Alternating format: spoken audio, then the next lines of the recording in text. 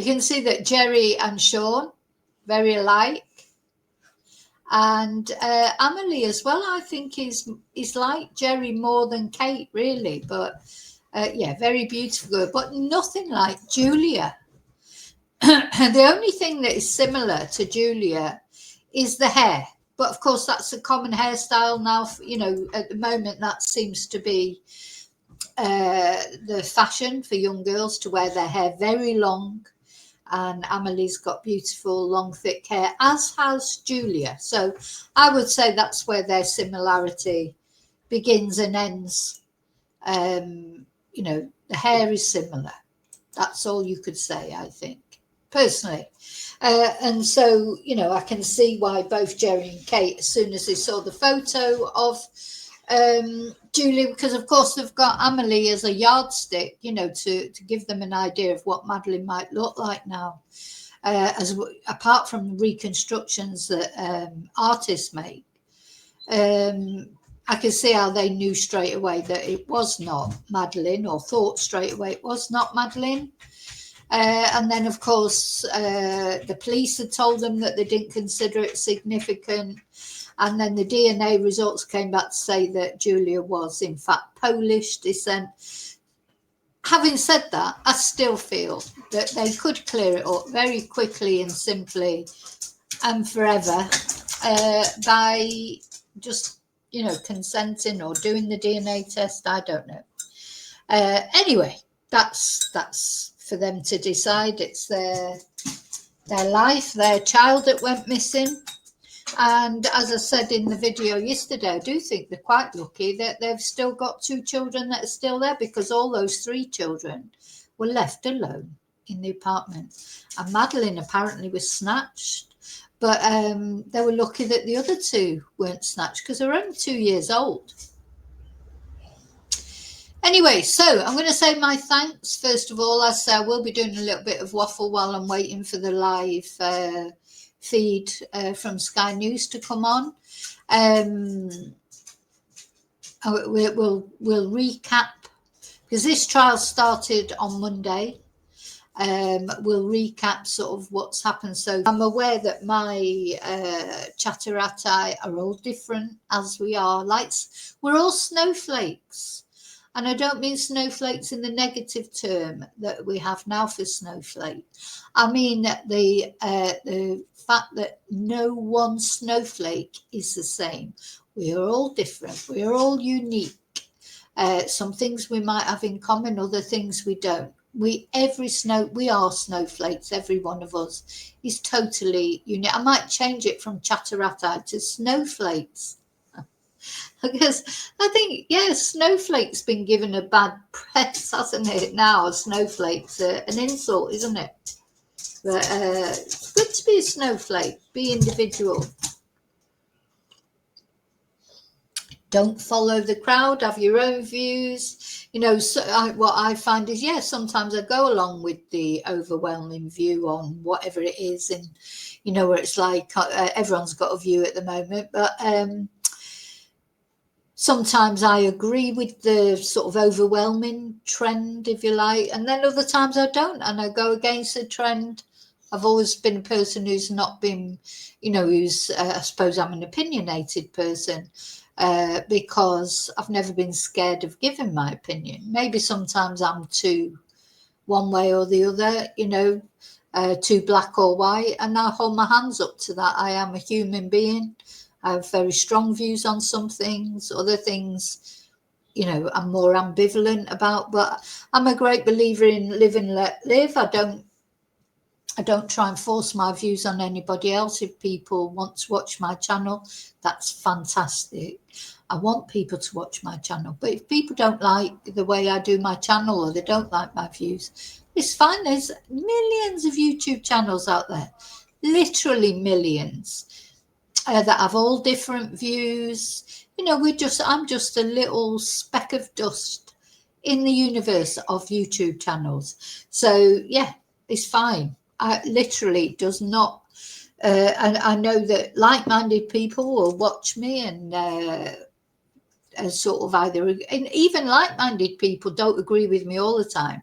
It's just, have you got the ability to accept when somebody has a different view from you? That is the test in life almost, isn't it? So here is Sean. Now look how well he's done.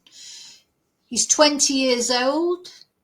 I'm a swimmer who competes in the 400, 800 metres and 1500 metres freestyle, as well as 10 kilometres open water. I've made international appearances in the Youth Commonwealth Games for Learn Scotland in Trinidad and Tobago, and at the European Junior Open Water Championships in Corfu for Great Britain. I started competitive sport when I was 8, joining Charnwood Triathlon Club. It was here that I discovered my passion for swimming, and I joined Loughborough Town Swimming Club to increase the number of swim sessions I did per week. At the age of 10, I was selected to swim at the City of Leicester, Leicester's Performance Swimming Club, and I have since gone on to win multiple county titles, as well as becoming regional and national champion in my age group. Well done. In order to have achieved this, I've had to remain extremely dedicated. Well, both Kate and Gerry are very fitness orientated, aren't they? So they've obviously brought Sean and Amelie up the same. Getting up at 4 a.m. multiple mornings each week to train since the age of 11. I'm currently studying chemical engineering at Loughborough University, and I train 9 times a week in the pool, as well as 3 gym sessions, totaling over 20 hours of training week. I am aiming to compete at the 2026 Commonwealth Games and also the 2028 Olympics in Los Angeles. The Inspire Awards will help me to fund travel and accommodation for the Scottish National Swimming Championships in Edinburgh, where I will gain valuable racing experience prior to the Olympic swimming trials in April 2024. And I think he did well in those trials. I think he is going forward. So, yeah, good for him. That's Sean. So he's done really well. It won't have been easy, will it? Won't have been easy what they've had to go through. As soon as you say the name McCann, in that, people will know who they are. But of course, very, it's a lot, isn't it? It's a lot that they've had to go through, and they've come out of it well.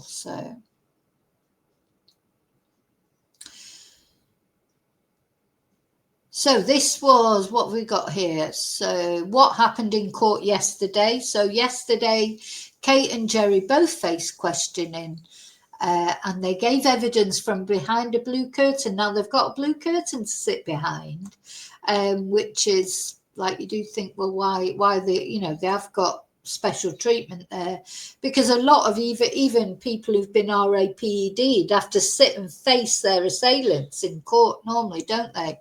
But anyway, they've got a blue curtain to protect their privacy, and they spoke of the distress and anger at the actions of Julia and Karen, who deny the charges against them.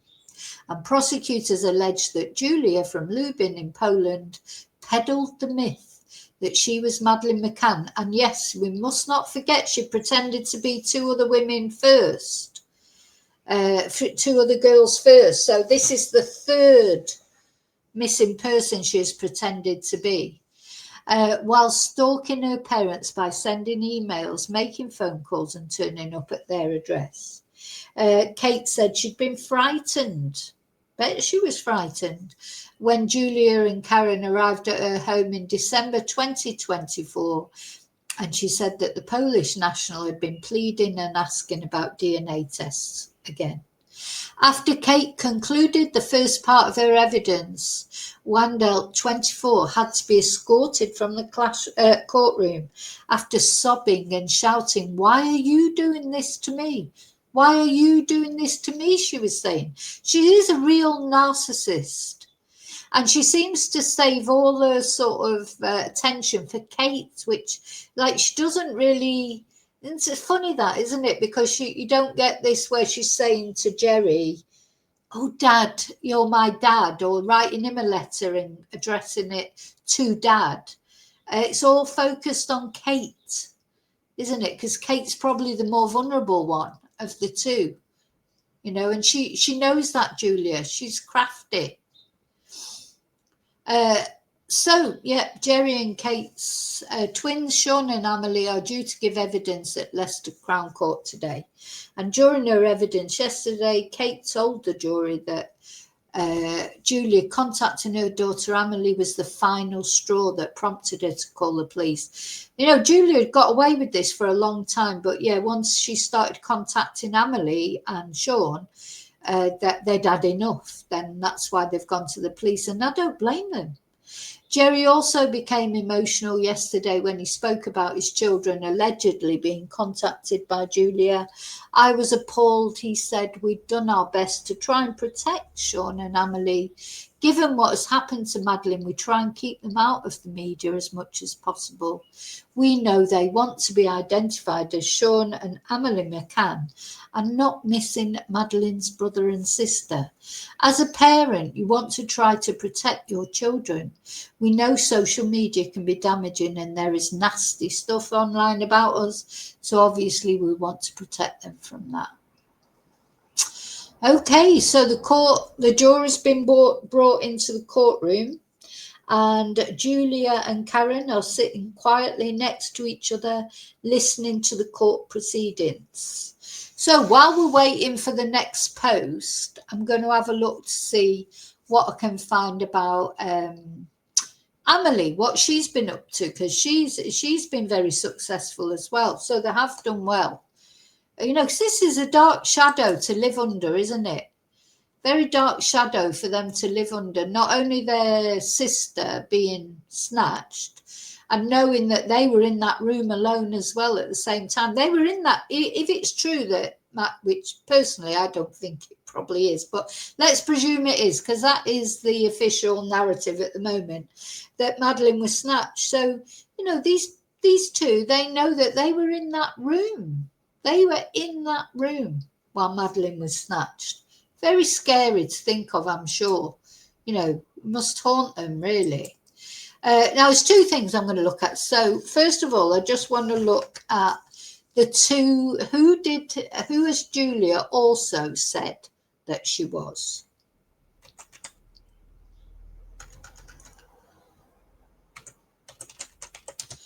Because I think a lot of people don't know that.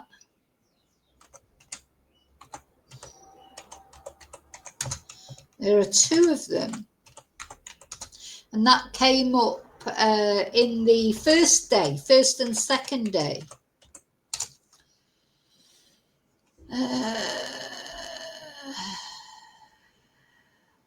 Yeah, so she previously, let's have a look. So the woman, oh, they always try and get me to subscribe, but I'm sorry, I'm not subscribing. So sorry.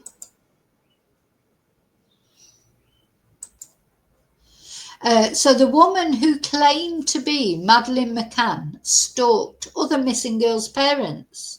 So Julia Wandelt in this trial was described as a conspiracy theorist who had previously pretended to be two other missing children.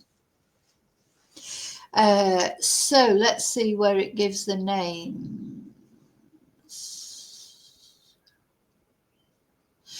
So the jury was told she had previously pretended to be two other missing children. Inga Gericke from Germany, who was born 8 years after her, and Acacia Bishop from the US, whose grandmother stood trial for the girl's murder, but was found not guilty by reason of insanity. Let's see if I can have a look at any for some. So she's twice before claimed to be missing children. I forgot the name already. Inga Gericke.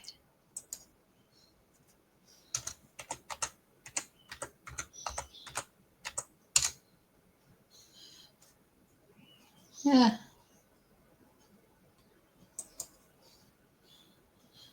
So have a look. So these are the pictures of Inga Gericke, who disappeared. And Julia has claimed to be her as well.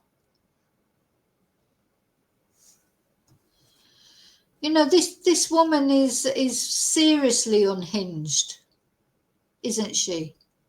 You know, that's what I think anyway. Seriously unhinged. And who was the other girl? Let's have a look. And Acacia Bishop.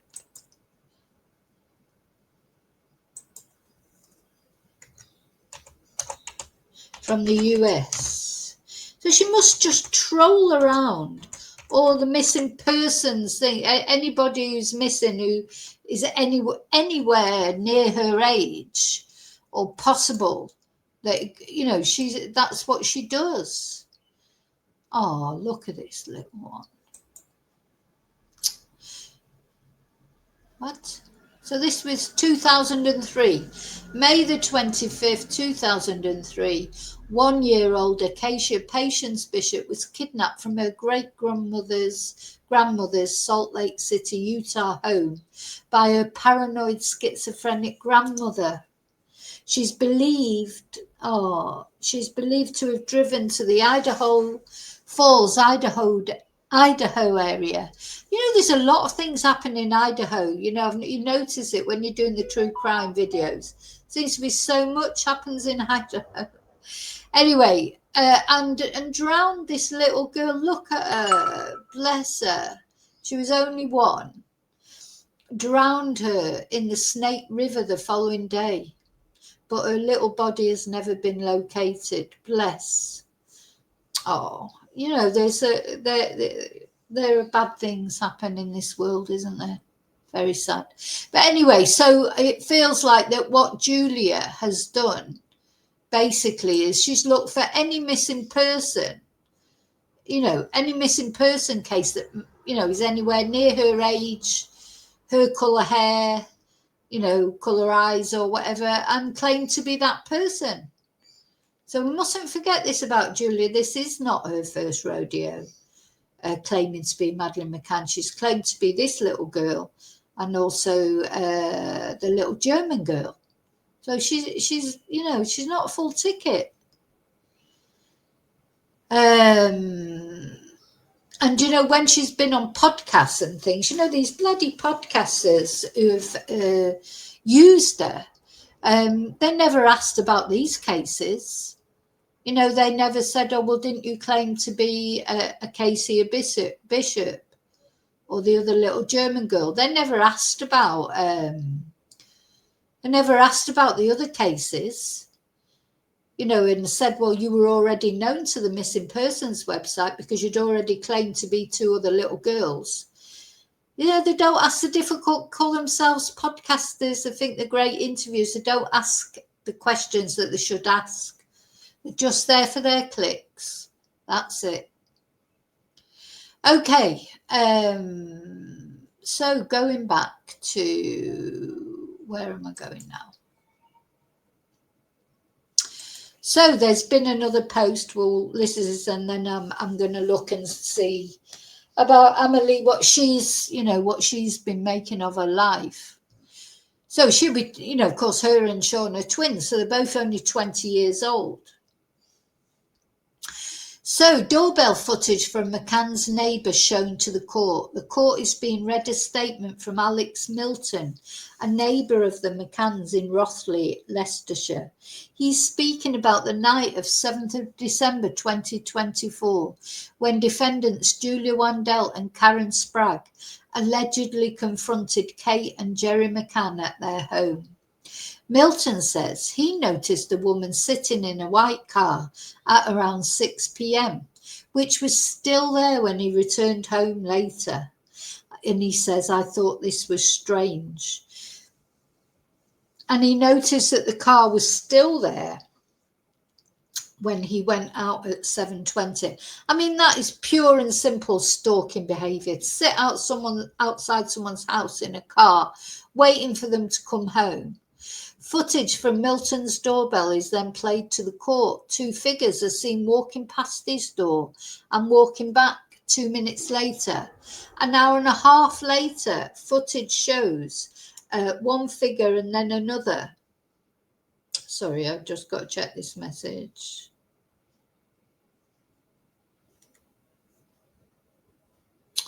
God, I've got a new phone and I still don't really know how to use it properly. Just want to check a message. Okay. So he noticed the car was still there when he went out again at 7:20.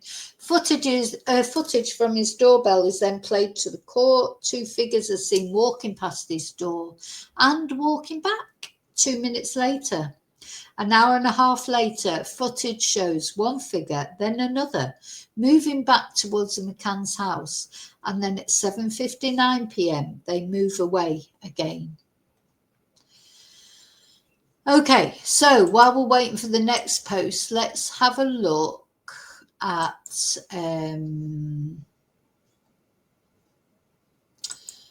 Amelie, what she's been up to. So the thing is, they're young people, they're 20 years old. They want to come out on social media and say things like normal 20-year-olds do. They want to have social media accounts. They shouldn't have their social media accounts stalked by some scary woman who does need medical, she does need help. And I feel for her for that. But the thing is, she's scaring people and she's not really caring about their feelings. She wants everyone to care about her feelings, but she doesn't care about their feelings, does she? She's like, anyway, so let's have a look at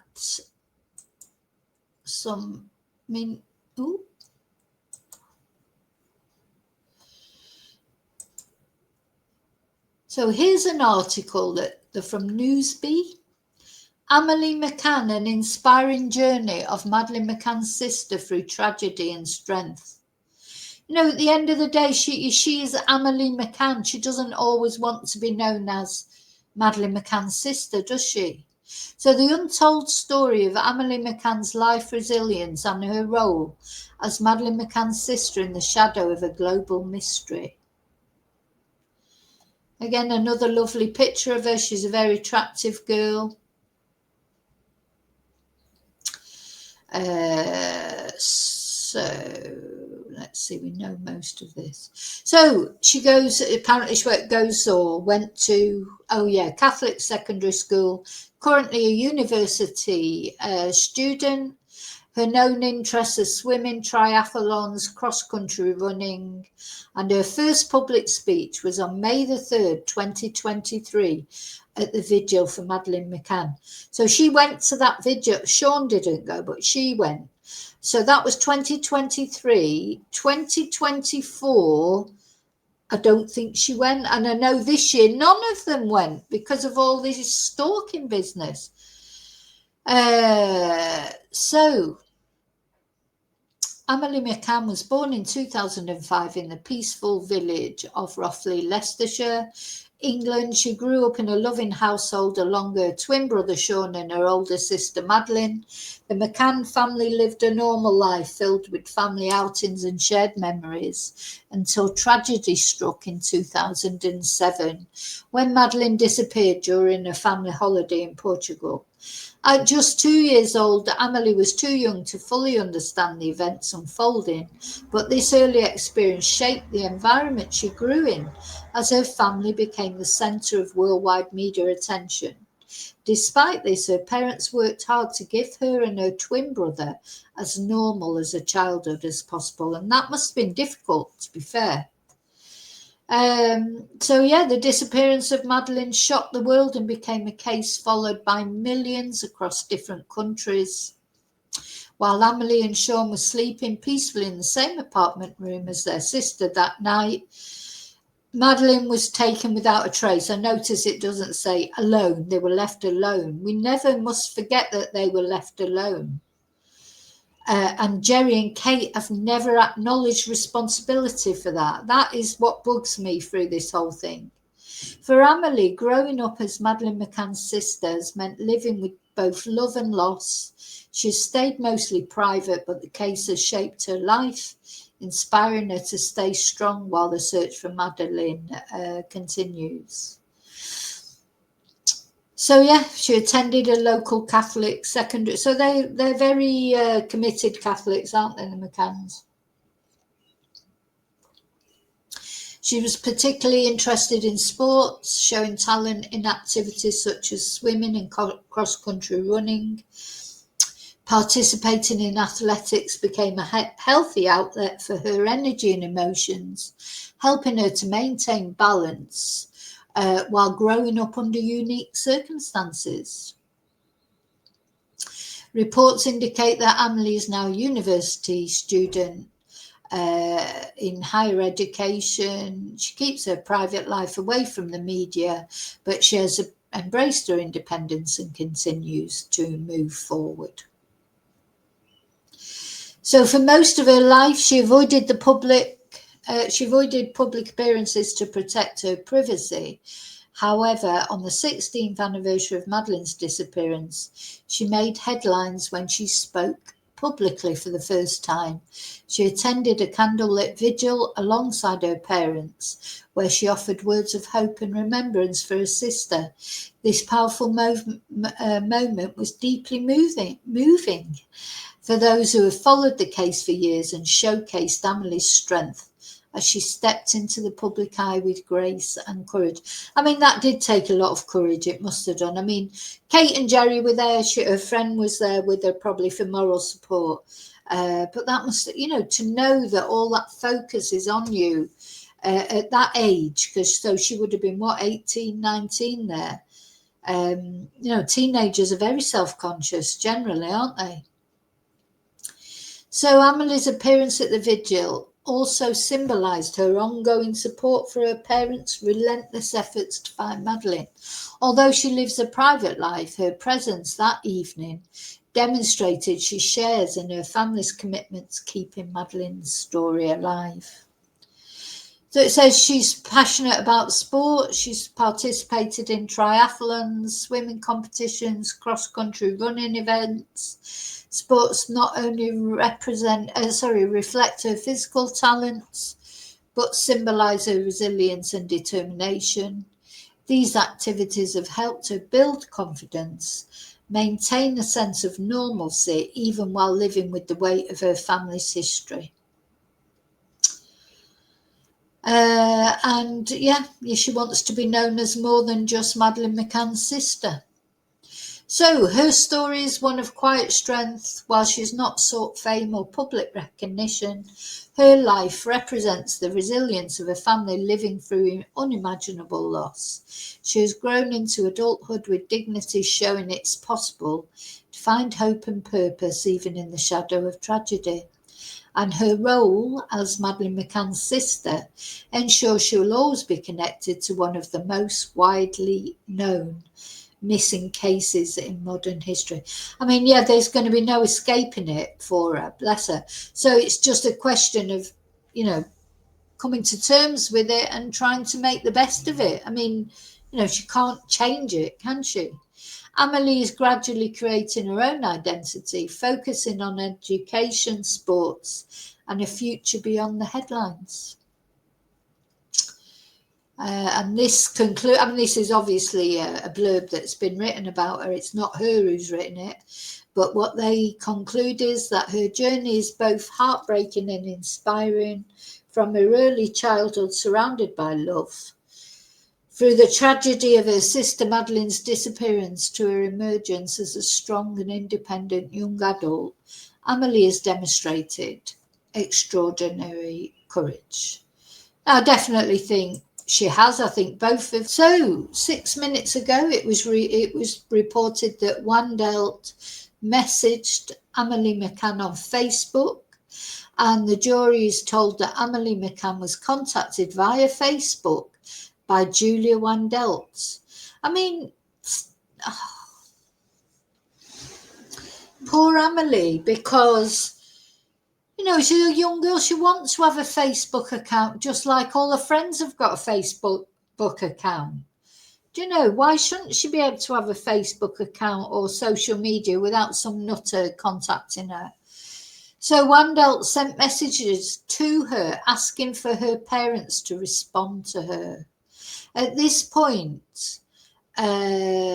she's joining from a video link from another location, so she's not actually there at the court. I thought she might be there and behind the blue curtain, but she's not. She's not actually there. She's joining via a video link from another location, and she says hello before confirming her identity. She says she was aware of Julia Wandelt before she contacted her because it was in the media. Oh my God. Do you know, I think you can't imagine how that must feel. You know, we open up our social media. It's rare that we open up newspapers these days, isn't it? Years ago, we'd be getting a paper and looking at the paper. Imagine your own face staring out at you. You know, you're in the news. You know, going into social media and then suddenly this Julia popping up saying that she's your sister. It's beyond, I don't think we can imagine how that will feel, can we? She says she was aware of Julia because it was in the media, and she said, I think the police had got in touch with my parents about it.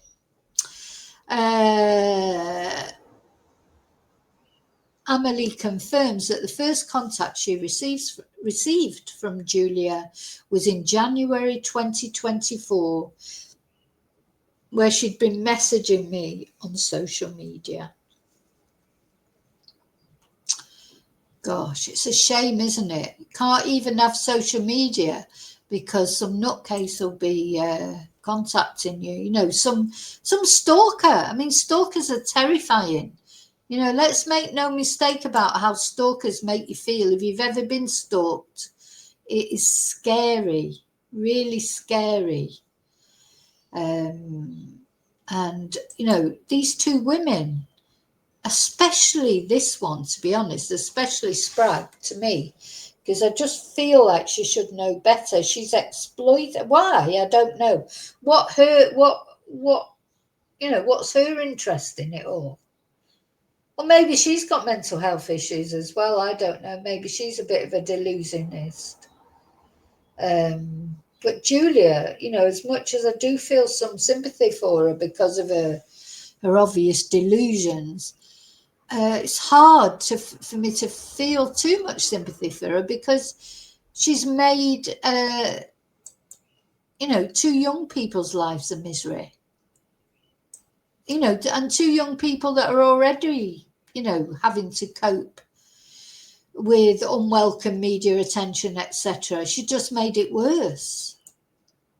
So it's difficult for me to feel too much sympathy for Julia, to be honest.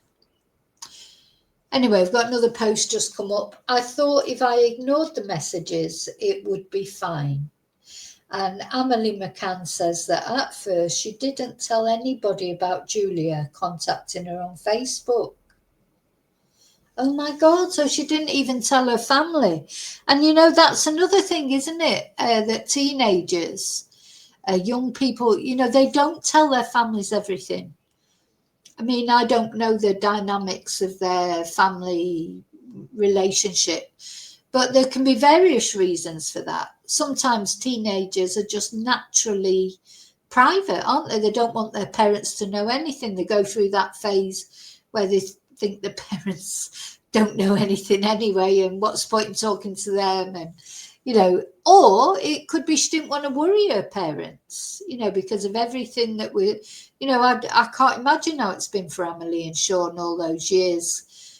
Going through knowing that they were in that room, maybe the guilt that their parents feel, not that the parents have ever shown that guilt, have they? Because they've never really taken responsibility for the fact they left all the kids on their own.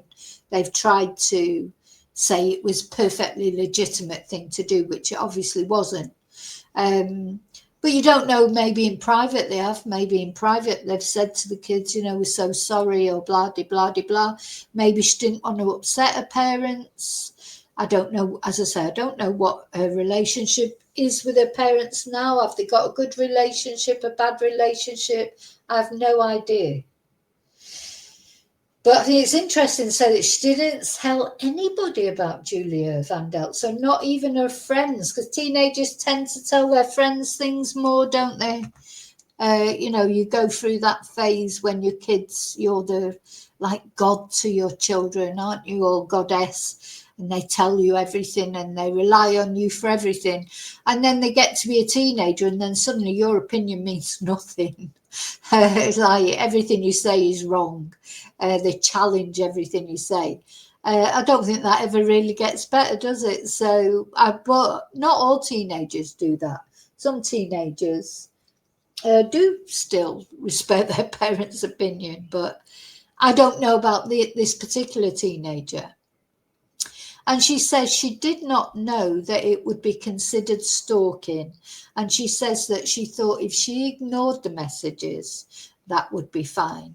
Yeah, I think that's what a lot of young people do. I think that is definitely a generational thing, because people that have grown up with social media, like my number one son, he gives me advice on things. I know sometimes if I get trolled or somebody puts a bad message, or he just wouldn't take any notice of it because he's grown up with social media.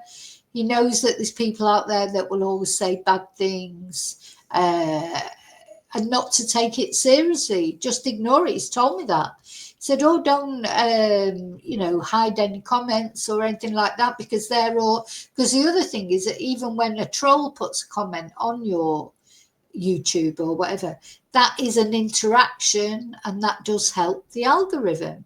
So trolls help the algorithm too, because it's an interaction, be it a negative one. So if someone puts a thumbs up, that's a good sort of reaction, but it helps the algorithm. But even if people put a thumbs down to your video, it still helps the algorithm because it's a contact. And YouTube likes interaction. Doesn't matter if it's positive or negative. So all you trolls out there, well, I say that, I know there are not many of you, but there will be at least one, I'm sure, watching this. Put a downwards thumb. When people put a downward like, they think they're getting to you. They're not getting to you. They're giving you an interaction. They're helping your channel. Same as if they leave a nasty comment. Leaving any comment helps your algorithm. So I do think young people are more, they just ignore things, So she just ignored it. She said, I thought if I ignored the messages, that would be fine. Oh, and then she said, and this is what I said earlier, she didn't want to cause additional stress to her family, and she was used to ignoring messages. I mean, she must get millions of messages, mustn't she? And she probably, because, it's so similar to what my son has said to me. He said, if you get an email that's nasty or a message that's nasty, once you've got past the first line and that you've realised, just ignore it. Just don't read it any further. It's funny, isn't it? Like that's what he'll do on messages and things, and he'd just block someone like that on WhatsApp if he feels like it. He doesn't, have it. I'm like always trying to be a bit more circumspect, but what he always says to me is just ignore it, not even block, not anything, ignore. As soon as you realise the way it's going, just check out of it. It's good advice. And Amelie especially, she'll be used to having to blank messages because over the years, as soon as she went on social media and people start finding her, she'll have had loads of messages. I am the girl who went viral. Amelie McCann reveals the message from her stalker. So she's now speaking in more detail about the message sent to her on Facebook in January 2024. She says it was from a profile called Julia. Now that's interesting, you know, because who else had a similar profile name to that? Do you remember Erin Patterson, the mushroom murderess? Her Facebook profile was Erin or Erin even. This must be what mentally unbalanced people choose for their Facebook profiles. So she says it was from a profile named Julia, and that soon she realised this was the defendant, Julia Wandelt. Must be so you don't forget their name, hey, because they're so important. The message allegedly read, "Hello, I am this girl who went viral saying she thinks she is Madeleine McCann." And another message the court hears says that Julia had hypnosis sessions and flashbacks, and she knows so many things. Oh dear, oh dear, oh dear. Fancy sending a message to Amelie McCann saying, "Hello, I am this girl who went viral saying she thinks she's Madeleine McCann." She loves it, doesn't she? The thing is about Julia is she loves the attention. It's all about attention for her, isn't it? So, Amelie McCann recalls creepy messages from a woman claiming to be Madeleine. The court hears from Amelie McCann that it was distressing for her to receive messages from Julia. Sorry. She says she felt uncomfortable because I didn't want to receive messages like that, and Wandelt begged her not to block her profile on Facebook. It's quite disturbing. She's coming up with these supposed memories even though she's not Madeleine. And she says that one message from Wandelt read, "I know how I was calling you when we were playing once. I know what happened." Another message claimed memories with her and her twin brother, Sean. "I remember playing Ring a Ring a Roses with other kids." God, I think there was a photo of that, wasn't there? Wasn't there a photo of them playing Ring a Ring a Roses? Yeah, she's probably been through every photo. But, you know, of course, most kids will have played Ring a Ring a Roses at some point. "It made me quite uncomfortable, quite creepy," she says, adding that sometimes messages would arrive on Instagram as well as Facebook. So, I don't know, she may go on to say why she didn't, or maybe she did block her in the end. You know, I don't know. We'll see as it goes on. Let me just come back to the chat. Yeah, I agree, Bluebell. I do think Julia is unwell. I don't know about Karen. I really don't know about Karen. And apparently she's the more aggressive of the two, or she was the more aggressive.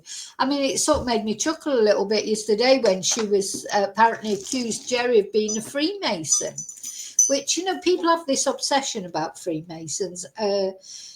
You know, I don't know. I literally don't know.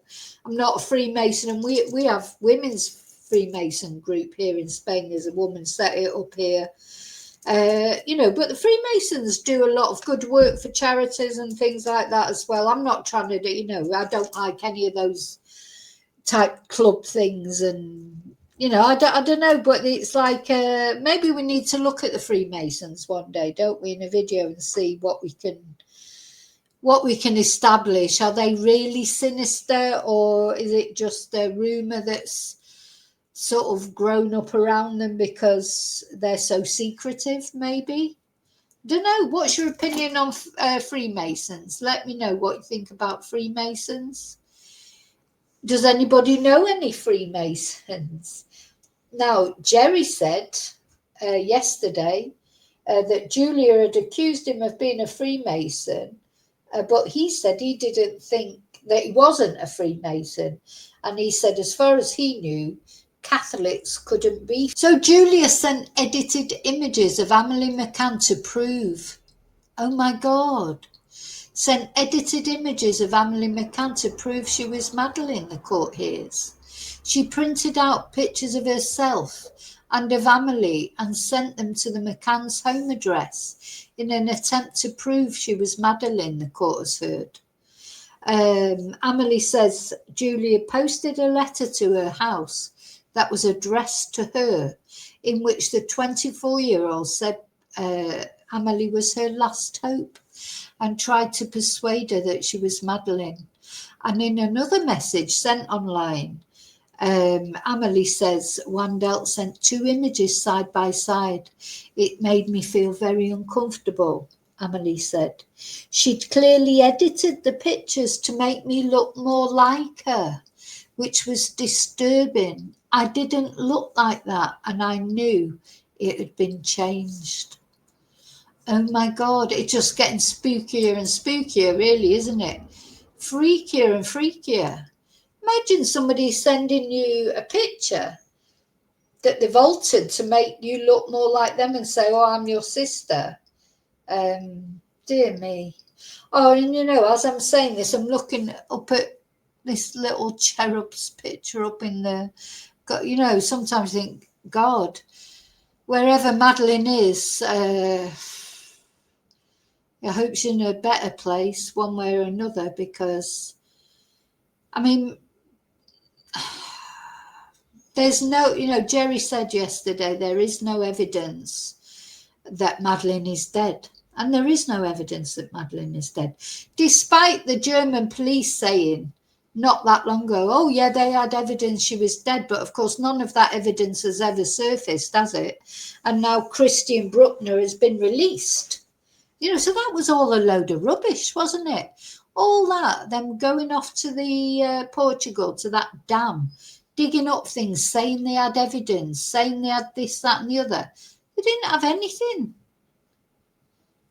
Because if they would have had something, Christian Bruckner would not have been released, would he? So I know there's no evidence that Madeleine is deceased, bless her, but, you can't think that she can still be alive now.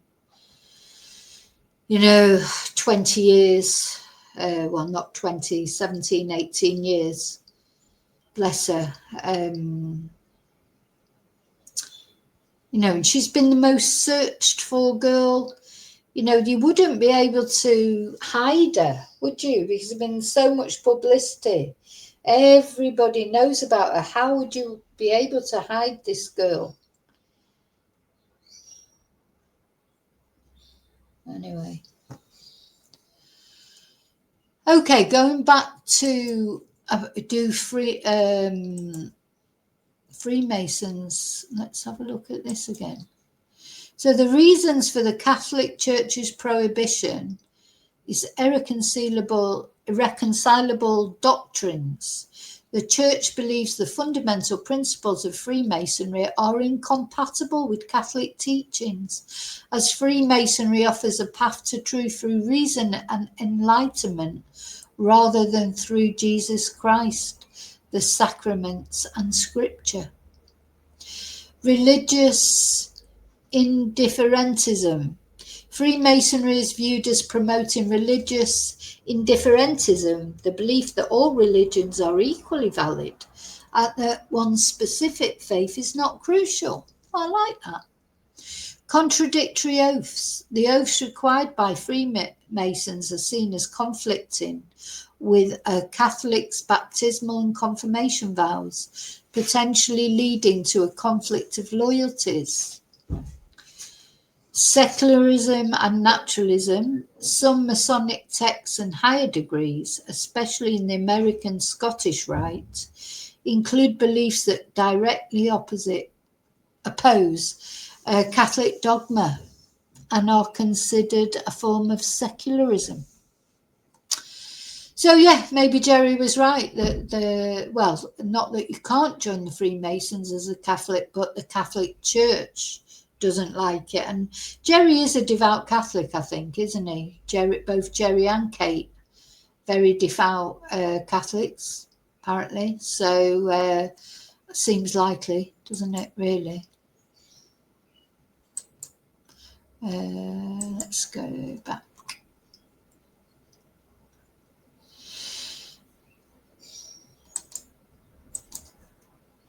Right, so there hasn't been another posting yet. No, I'll go back.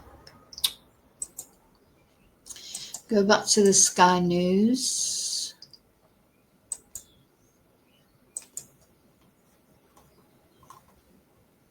Let's have a look at this video. We might have seen it already, just while we're waiting for the next post. Kate McCann spoke very softly in court as she gave evidence from behind a curtain in the trial of two women who were accused of stalking her and her family. Now, she said that one of the women, Julia Wandelt, who's 24 and from Poland, had managed to get hold of her mobile phone number and was messaging her, claiming to be her missing daughter, Madeleine McCann. She was also demanding a DNA test as well. But then in December 2024, she and her co-defendant, Karen Spragg from Cardiff, both turned up at Kate McCann's house. It was dark. She was getting out of the car. She heard Julia Wandelt refer to her as mum, and Spragg says, "Don't you want to find your daughter?" to her. Now, she was very distressed by this. She managed to get into the house, close the door, lock it, and then a short time later, she actually received a letter from Julia Wandelt, which started "Dear Mum" and signed off "All my love, Madeleine." At times during Kate McCann's evidence, we heard Julia Wandelt sobbing in court, and as she was led out on one occasion, she said, "Why are you doing this to me?" Now, both women deny stalking, and the trial continues. Yeah. Very scary. Let's see. Okay. So a minute ago, there was another post. Kate McCann was felt harassed by Julia more than anyone, Amelie says. Amelie McCann, yeah, she's definitely focused on Kate, isn't she? More than Gerry, because Kate is the more vulnerable one, I think. So Amelie McCann says Julia's actions took the biggest toll on her mother, Kate McCann. "I think my mum found it the hardest and was harassed by Julia more than the rest of us. I think it definitely took its toll on her. All the time her phone would be going off and it was Julia." Amelie says it often played with her mother's emotions when Julia would say, "I am your daughter," recounting the incident on the 7th of December when Julia and Karen allegedly confronted Kate and Gerry McCann at their home. She says her mother was very stressed and on edge.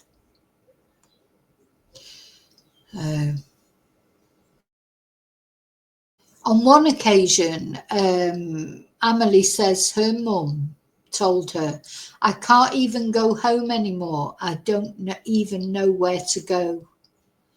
Yeah, you've got to feel safe in your own home, haven't you?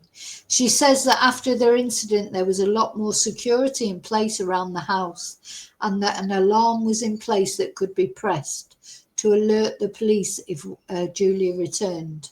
And the court hears it was a form of panic alarm. Yeah. So don't forget, let me know what you think. It's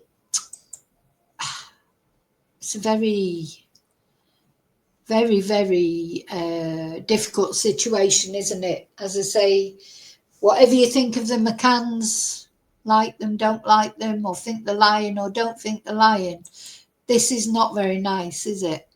Let's have a look at, is this the video we've just watched? All right, this is that was just taking me to a link. When Kate was doing her evidence, she was speaking about the time when Julia and another person came to her home, which of course was Spragg, Karen Spragg. Yeah, we heard this before, didn't we? She was opening her car boot and someone said Kate, and she said her immediate reaction was fear, and she recalls how it was very dark at the time, and she said she pretty quickly identified who it was calling her name. Julia and another woman. She called me mum. Kate added, saying this was the usual stuff from Julia. Let's go back to where I was.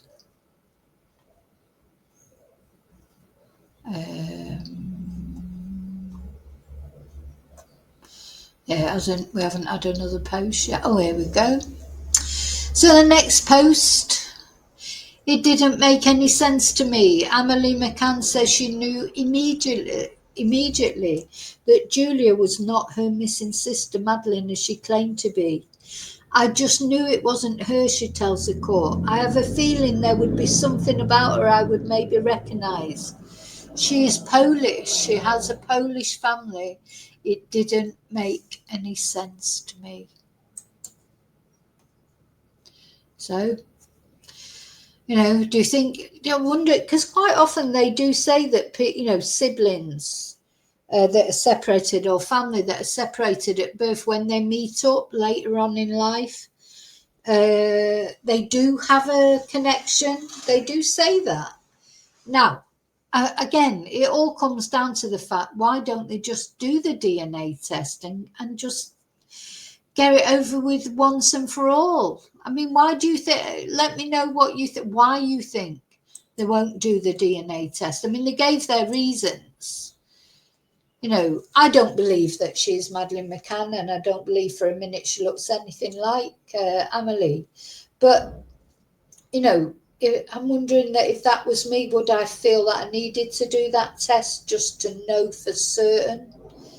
Just that outside chance that it might be, but I don't know, because I'm not there. I'm not living it. I'm not in it. I wonder how Sean feels about it all. So Gerry said yesterday they didn't want to do a DNA test. He gave reasons why he didn't want to do a DNA test. What do you think? Do you think his reasons for not doing a DNA test are legitimate? He said because there were 3 reasons, weren't there, that he gave. That he felt instantly it wasn't Madeleine. The police had told him they didn't think it was Madeleine. And whatever DNA test, it wasn't his responsibility to do a DNA test. He, said quite a few reasons. But would it just put it all to bed once and for all? And Julia definitely singled Kate out, hasn't she? She hasn't sent Gerry a letter saying, "Dear Dad," or whatever. Everything Julia's done is focused on Kate, hasn't it? So she obviously sees Kate as the most vulnerable one, to target.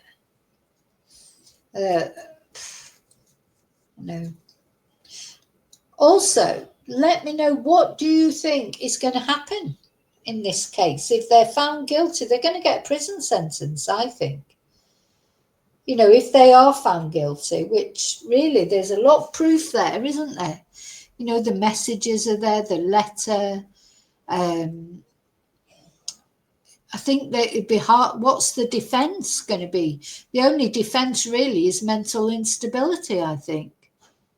Because I think she definitely did stalk them. I think that's pretty clear.